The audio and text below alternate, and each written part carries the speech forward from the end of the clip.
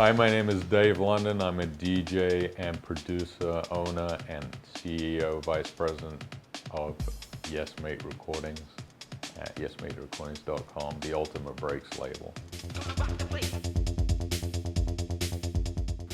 How has the music industry evolved since I first started out? Well, obviously the digital age has manifested into something huge, and it's given the opportunity for bedroom producers and DJs all over the world to do what they love and try to make a living out of it, whereas before it was very difficult because if you had to deal with physical, you had to have a certain bankroll and a certain amount of money to be able to produce a product to put out on the shelves. So now it's become easier for anyone to do it, and that's a good thing. So playing all over the world, one of my most memorable shows has to be in Vancouver, Canada. Believe it or not, I used to get booked a lot to play trance music, which was not really what I was known for, but in Vancouver, Canada, that was what I was known for some reason in that little niche. And I used to go up there every Halloween for the show called Spooky, and these massive events in a convention center where it was 5,000 or 6,000 kids just going crazy. And one year they had purchased the spaceship set from one of the Jason movies, Jason Goes to Space, and they set up the spaceship. We were DJing on top of the spaceship from Jason Goes to Space. I think it was number 10 or 11, one of the really weak ones. But and just the kids were going crazy. It was a great event. The sound, it's just a massive event. I would say that was one of the best gigs. And some of the gigs in Spain are always good because the kids out there, they love breaks. They're so passionate about it. There's some big events over there that have been very memorable. Yeah, so our material has definitely been a bridge between breaks and trance. And coming from the UK, always big into the trance, the music side of electronic music, and I tried to bridge the two together. I had this vision of being able to create breakbeat trance, and I don't think that's ever really been a genre that's been touched on that much. I'm really passionate about music.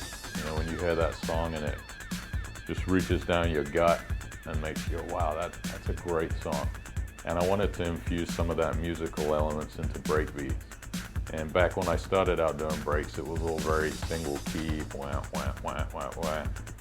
And that could be the next hit, by the way, I just thought about that. But trying to infuse the musical side of trance into breaks has been something I've always been passionate about. And so I love the beats from breaks, I love the music from trance, so I'm really on the fence with it.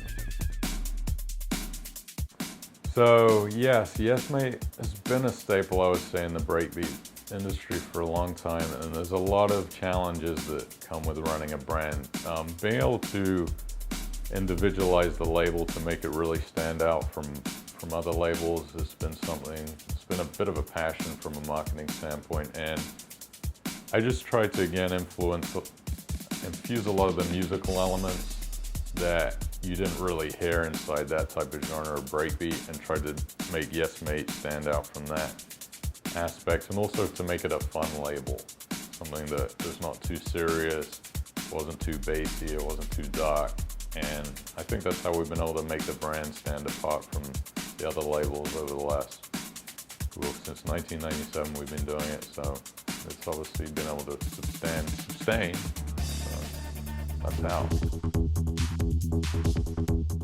It's always been a bit of a struggle. If you're not an elite tier DJ, which I'm okay with being a non-elite tier DJ, I'm not Oakenfold, I'm not in that type of league, and that's okay with me. But what I did was I wrote my best friend into doing it because number one, I wanted somebody that I could trust. When you have a manager, you really have to put a lot of trust into that person that they're going to really take care of you and not book you on the 6 a.m. flights when you don't need to be, and also somebody that you can communicate with on an easy basis, that you wouldn't have to wait 2 days to get a return phone call. So I've always been a big believer in getting somebody that you can trust and somebody you know is going to make the right decisions for your behalf. And that was why I decided to rope my best friend into it. I think he likes doing it. You have to ask him about that. It comes with a lot of problems, but it all comes down to trust at the end of the day.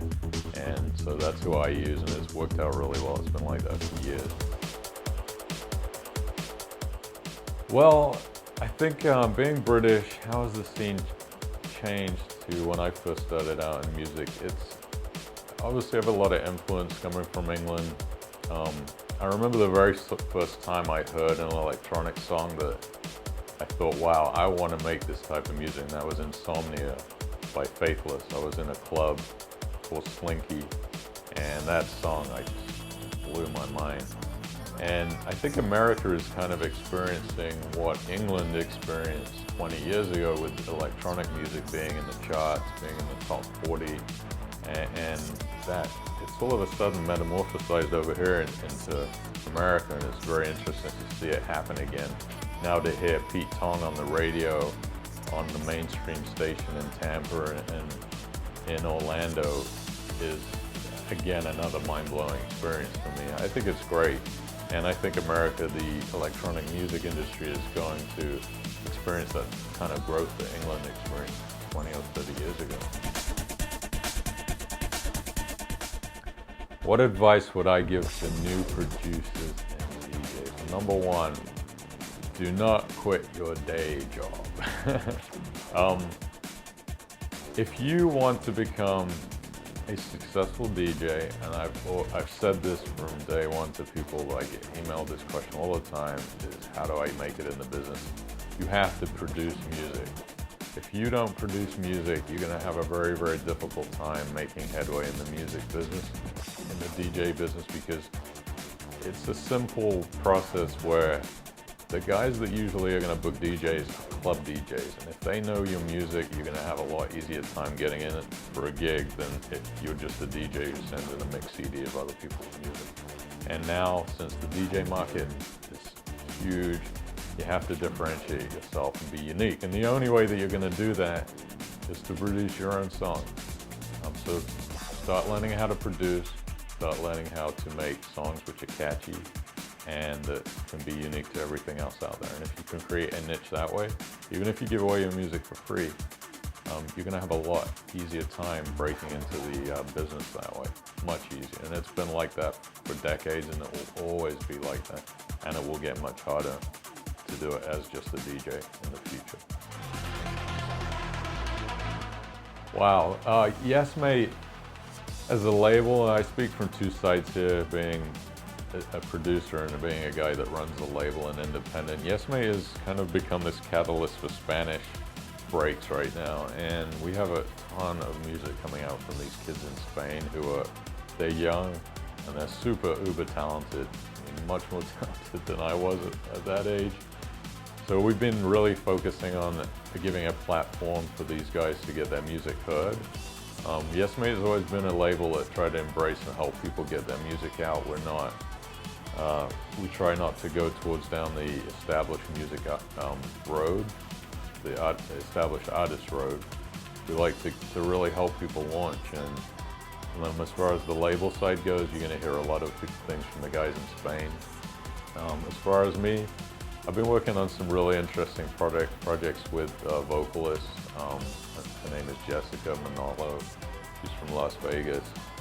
And I don't do as much producing as I used to, just because I'm busy trying to do the label stuff, but I got a lot of interesting projects that are going to come out sort of at the end of 2013/14, and a lot of collaborations, some with guys from Spain, and then a couple of tracks with Rel One from Atlanta, original tracks, who he has not really ever put out any original tracks, and I've been trying to get him onto the original track road, and we've been doing some collaborating, so I'm really excited about that. Okay, well, we obviously have the social media that everybody does, Facebook. YesMateRecordings.com is the label website, and Twitter, SoundCloud. All you got to do is Google my name, Dave London. Twitter, you'll find our pages. And what I would like to mention is I work very strongly and tightly with this organization out in California. You can see the t-shirt, Worldwide Healing Hands. Not to sound like a do-gooder or anything like that, but I'm a big believer in trying to help other people with the resources that we have. And this is a company organization where they send a medical team out to different countries to provide free medical care for people that can't afford it. And we try to promote them. We give away a lot of free tracks, and we ask, hey, if you can donate $1 to this organization.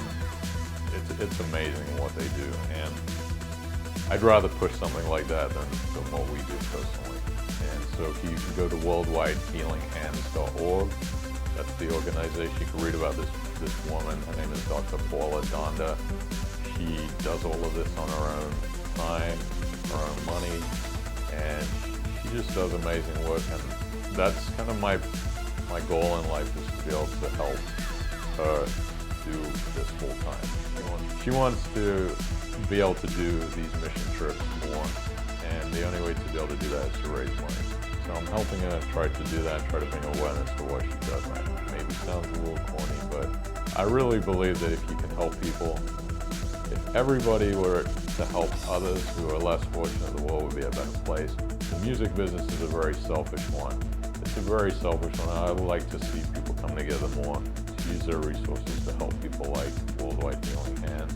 And also, I think the music business would be a better place if people would collaborate together and use their resources to be able to help each other and promote the music together, rather than being all these separate entities. There's a big scarcity mindset within electronic music that, if I help this guy, he's going to take away from my sales. And I don't believe that. I think that we're in a tiny niche market, especially with breaks. And if people would band together and help each other, everybody would benefit. Whether or not it will come to that, we'll see. But I think our music industry would benefit greatly from a system like that.